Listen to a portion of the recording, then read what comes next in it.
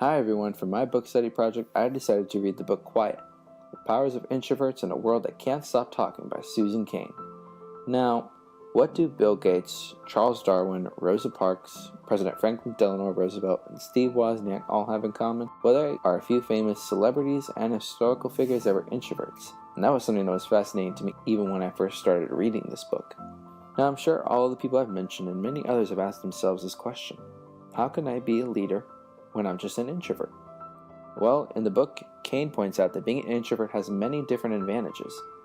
She describes how introverts are different from extroverts in that they are more creative, more of a problem solver, and have more patience when it comes to different situations. Now, according to Cain, introverts are different than extroverts when it comes to their view of the world.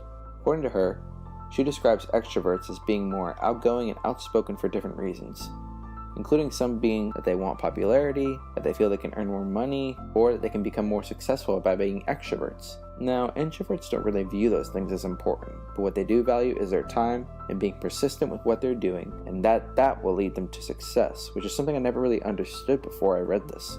Now, there are some other key points that this book talks about.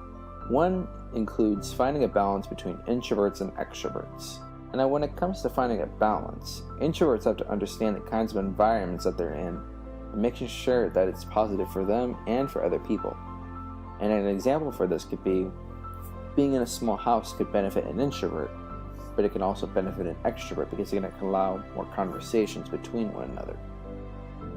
And it's important as well that introverts find a balance when working with extroverts in collaboration with one another and making sure that they're working together as a team.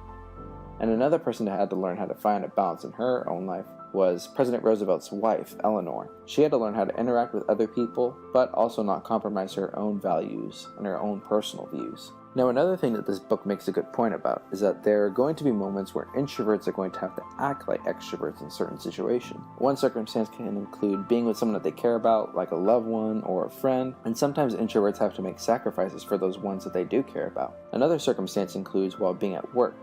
I remember one time for my job I had to give a presentation and I was extremely nervous about it, and I wasn't sure how people were going to react after the presentation or if they were actually going to understand it. But overall it went pretty well, and that was a moment where I realized sometimes I have to be extroverted in order to get through a presentation and in order to get a certain point across. Now, overall I thought this book was a really good reading, and I liked how it wasn't just about facts, but they also gave context and several different examples as well, which helped me to relate to the book better. And I recommend others to read about it as well because it's not necessarily biased and it shows both viewpoints equally. Thanks again for watching.